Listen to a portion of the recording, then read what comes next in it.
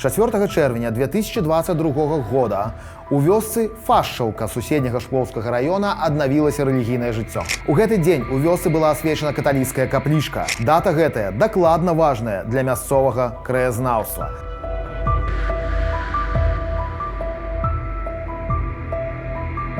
Да, Фашчаўка пераважна каталіцкая вёска, бо ў ёй быў велізарны і вельмі прыгожы касцёл віленскага барока. І не толькі касцёл. Сёння Фашчаўка вядома аматарам фальклору.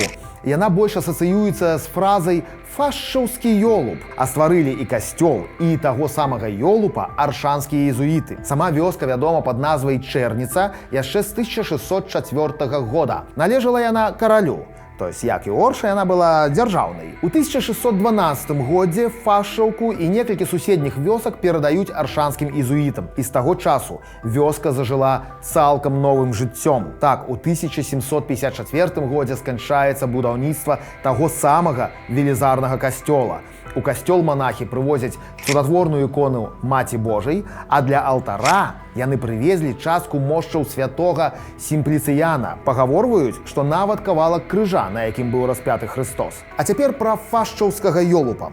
Важна не блытаць яго са шклоўскім ідалам, якога таксама мясцовыя хутка празвалі ёлупам. Шклоўскі ёлуп каменны, знойдзены ў 21 стагоддзі ў рацэ і рэальна быў калісьці язычніцкім ідалам. А цяпер ён знаходзіцца ў Мінску. Фашчаўскі ёлуп знаходзіцца ў самой Фашчаўцы. Зараз ён значна пашкоджаны і створаны ўжо хрысціянамі, а не язычнікамі. Вакол фашчаўскага ёлупа існуе шмат загадак. Напрыклад, незразумела, калі ён узнік. Адна легенда гаворыць, што ён пастаўлены на месцы пахавання невядомага шляхціша, які быў героем бітвы пад Оршай, адпаведна 1514 годзе. У часы расійскай імперыі з'явілася версія, што калона і помнік на ёй пастаўлены рыцару, які хадзіў паходам на Маскву. У драўлянага помніка, маўляў, у руках быў меч, якім ён на Маскву і паказваў. Далей гэтая ж версія, раскапаная ў дакументах 19 стагоддзя, сцвярджае, што расійскія войскі перавярнулі скульптуру так, каб яна мячом паказвала на захад.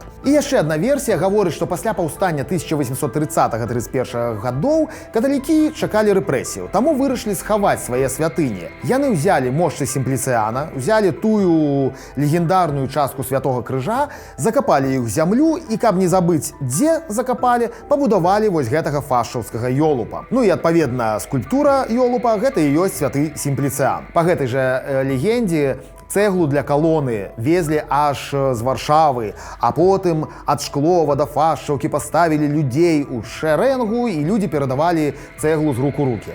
Хутчэй за ўсё, неправда. Але насамрэч усе гэтыя легенды дастаткова малаверагодныя. Тым не менш, фашчаўскі ёлуп стаіць і зараз. Да, ён у дастаткова кепскім стане, да, дзяржава не хоча яго ніяк ахоўваць і рэстаўраваць, але ўсё ж такі яму пашанцавала больш, чым касцёлу. Неверагодны архітэктурны помнік камуністы ўзарвалі ў 60-е гады 20-го стагоддзя. Цэглу касцёла пусцілі на будаўніцтва дарогі, ну а на месцы самога касцёла сёння поле стратнага калгасу.